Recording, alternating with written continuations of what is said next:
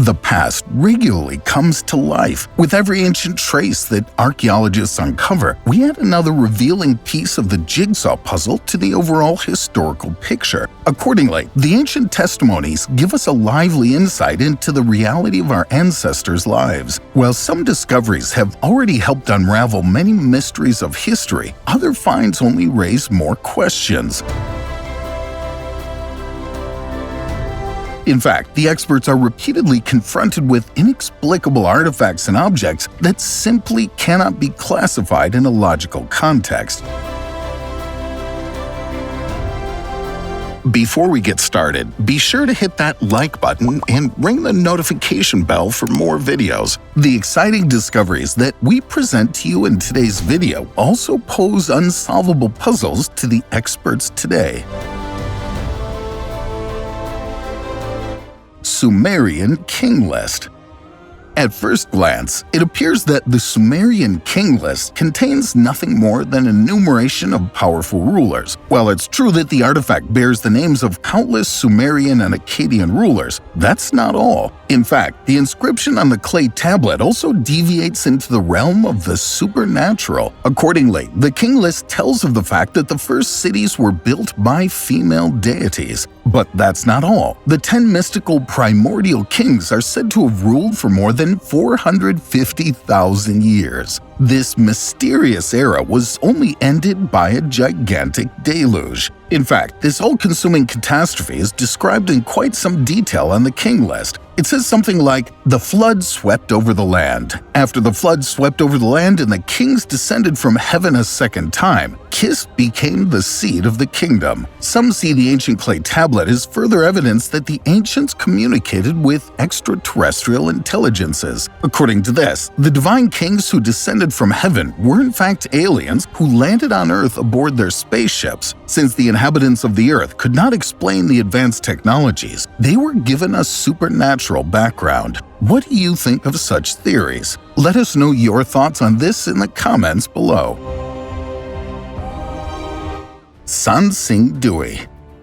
Unexpected things often happen. The year is 1929 when a Chinese farmer wants to dig a new well. However, the man came across a large number of ancient jade artifacts, which ended up in the possession of various private collectors via detours. After the unique discovery made the rounds, countless archaeologists scoured the area northeast of the city of Chengdu, but all efforts were in vain. This was not to change until 1986, and once again it was not professionals, but ordinary workers who revealed the overwhelming glimpse into the past. At that time, they unexpectedly came across sacrificial pits that were bursting with precious relics. The glittering hodgepodge contained thousands of artifacts made of gold, bronze, and jade. The inimitable art style that the creators used at the time immediately amazed the experts. However, it's precisely those creators who still present us with enormous mysteries today. In detail, this was the Bronze Age Sansing-dui culture, whose existence was still completely unknown before this overwhelming discovery. In particular, it was the ancient bronze castings that excited not only the professional world. A radiocarbon dating method showed that the corresponding structures were already made in the 12th century BC. The technical skills that the creators already had at that time are all the more astonishing.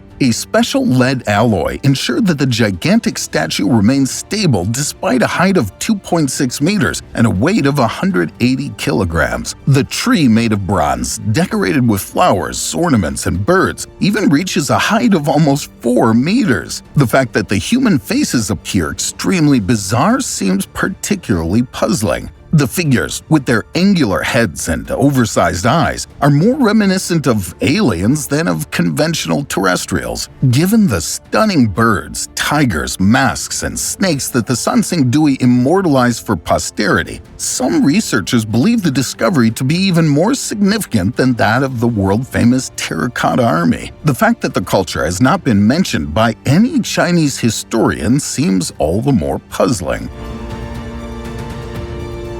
Rising Star Cave. From a technical point of view, the Rising Star Cave in South Africa has an incomparable status. Located in the valley of the Bluebank River, this fascinating site covers an area of 250 meters by 150 meters. To get to the so-called Dinaledi chamber, where the ancient fossils lie dormant, you have to pass through a passage that's just 20 centimeters wide. For this reason, before starting their work, the researchers specifically searched for, quote, tiny and narrow helpers on various social media platforms. Since 2013, several hundred bones have been discovered in the Rising Star Cave. It became clear that the remains came from at least 15 different individuals. One of the most spectacular discoveries is an amazingly well-preserved skull and complete skeleton. Capuchin Crypt. The Capuchin Crypt in Brno is one of the spookiest tourist attractions in the Czech Republic. Countless friars and supporters of the monastery were laid to rest here until the late 18th century. The sophisticated ventilation system and the prevailing drought caused the bodies of the dead to mummify. It's estimated that 200 people were once buried in the crypt. Today, 74 mummies have been preserved. The oldest deceased passed away in 1658. Franz Freiherr von der Trenck also had the honor of being buried in Capuchin Crypt in 1749. The imperial officers, said to have embezzled funds, committed atrocities, and commissioned raids during his lifetime. However, since he left the monastery a fortune of 4,000 guilders, he was admitted to the Capuchin Crypt after his death. Ulfbert swords. The Ulfbert swords were among the most effective and advanced weapons of the early Middle Ages, but who made them and where did they come from? Historians believe that just seeing the characteristic Ulfbert inscription on the blade was enough to terrify the enemy. Accordingly, these swords were not only significantly sharper than the enemy's, but also lighter and more robust. Archaeological finds show that these high-tech medieval objects spread like wildfire across Europe between the 9th and 12th centuries. No matter whether in the Frankish Empire or in the ranks of the Vikings, almost everywhere, warriors swore by these iconic blades. Fearing that the enemy could get their hands on the swords, Charlemagne even officially banned their export in the 9th century. Unfortunately, nowadays we can no longer say where the true origins of the weapons lie. Some researchers believe that the Ulfbert blades originated in the Frankish Empire. Others locate their roots in Scandinavia. Where the historians are at their wits' end, a modern scientific investigation is needed. Accordingly, an analysis showed that so-called crucible steel was used to manufacture the blades. However, at that time it was typically used in the Orient and the Middle East. It's therefore conceivable that the special steel reached the Baltic states via trade detours, where it finally came into the sights of the Viking smiths. In addition to the question of origin, there's also another question that needs to be clarified. Who was Ulfbert? It may actually be the name of the original blacksmith, because this was quite common in France. However, the fact that the blacksmiths of the time could only read and write in the rarest of cases speaks against this thesis. Against this background, it seems unlikely that the creator immortalized his name on the blades. Things were very different for the clergy, however. Since the Ulfbert inscriptions were often accompanied by a Christian cross, it could have been the name of a bishop whose monastery housed various workshops. Dogo.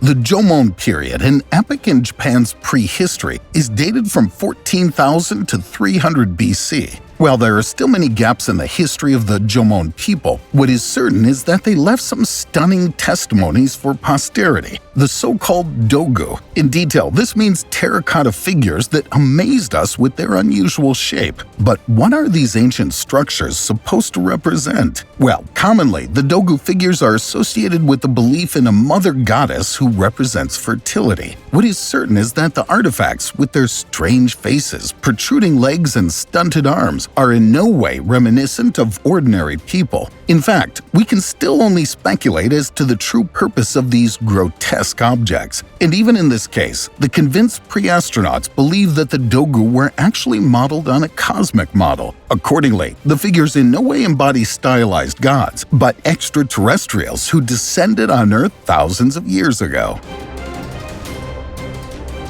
Tyran mummies. what is the real history of the Tyran mummies? Researchers have been asking this question ever since the first bodies were tracked down in China at the beginning of the 20th century. What's particularly strange is the fact that many of the mummies are reminiscent of Europeans in appearance. Recent research suggests that the Tyran mummies once belonged to an indigenous Ice Age population. What is certain is that the bodies date from between the years 2000 BC and 800 AD. In addition, it's considered certain that the deceased were not mummified in an artificial way, but dried out naturally. Among the most famous Tyran mummies are the so-called red-haired Capuchin man, a brown-haired baby, and the so-called witches of Subashi. Mercury poisoning. The 5,000-year-old bones discovered in Spain give us a glimpse of the first known case of poisoning. In detail, the remains showed alarmingly high levels of mercury. These probably resulted from contact with cinnabar, a mineral commonly found at hot springs and volcanoes. Crushing cinnabar gives a red powder, and in fact, the powder containing mercury was used in the ancient world for a wide variety of everyday things. While the red pigment was used in the manufacture of paint, the powder was also inhaled as part of sacred rituals as a hallucinogenic drug. Unlike today, however, our ancestors didn't know how harmful mercury is. Lizard people. A glimpse into the past can not only be enlightening, it can also be disturbing or even frightening at times. What must have been going through the minds of archaeologists when they recovered the grotesque lizard figures in Iraq in the early 20th century? It's commonly believed that the unusual artifacts emerged from the ranks of the Ubaid culture. However, where this prehistoric civilization came from is uncertain. What is certain is that these people lived in village-like settlements and transformed the dry region into fertile farmland through sophisticated irrigation systems. Ever since the structures were discovered in the Al-Ubaid site in 1919, they've been a great mystery to experts. And that doesn't just mean the bizarre lizard-like appearance. In addition, it appears that these 7,000-year-old objects wear something like helmets and armor. In addition, many of these figures carry smaller lizards in their arms that feast on their breasts. What the artifacts were ultimately intended to represent or what purpose they served is completely unknown. It's very likely that these had a ritual or religious background and played a central role in the everyday cult of the Ubaid. The Blue Bottle. What started out as a simple routine job ended up being an extremely unusual discovery. In the English town of Kingston upon Hull, workers were busy digging up some old graves in a local cemetery. However, along the way, they came across a strange skeleton that someone had placed a mysterious blue bottle between its legs. In this vessel was a muddy liquid, which immediately posed a great mystery to the researchers. On the outside of the glass bottle was the inscription Hull Infirmary or Hull Hospital. This circumstance indicates that the staff of the old infirmary deliberately placed the object in the grave. Further investigation showed that the deceased was a woman in her 60s. After examining the contents of the bottle, the scientists determined that they're mainly made up of potassium, phosphorus, and sodium, the main components of urine. So, it may have been a mysterious tonic used to cure disease in the 19th century. Of the more than 1,500 skeletons exhumed at the old cemetery, none possessed such bizarre grave goods. Rongo Rongo. When we think of the great mysteries of Easter Island, images of the world-famous Moai spring to mind. But did you know that the colossal stone figures aren't the only mystery the isolated island holds? In fact, over time, the islanders should develop a completely independent writing system called Rongo Rongo. The special feature, due to the isolated background story, this font cannot be compared to any other. Although some paragraphs have already been interpreted vaguely, no expert has yet been able to fully decode this unique font. However, experts agree that Rongo Rongo was reserved exclusively for the religious and political elite. On the discovered wooden panels, we sometimes see figures reminiscent of people, unknown creatures, animals, plants, and everyday objects. However, we're probably not dealing with pictograms here, for example, individual symbols that convey information through simplified representations. Rather, these so-called ideograms represent not only the objects they depict, but also the ideas associated with them. Alright folks, now your opinion matters. What do you think of the amazing finds we brought to you today? And what discoveries surprised you the most? As always, let us know your thoughts, suggestions, and feedback on today's video in the comments below. Also, while you're at it, don't forget to subscribe and click the bell to stay up to date from now on. Finally, feel free to take a look at the other videos on our channel, which you can access by clicking on one of the pictures in the credits. Thank you for watching, have a good one, and see you next time.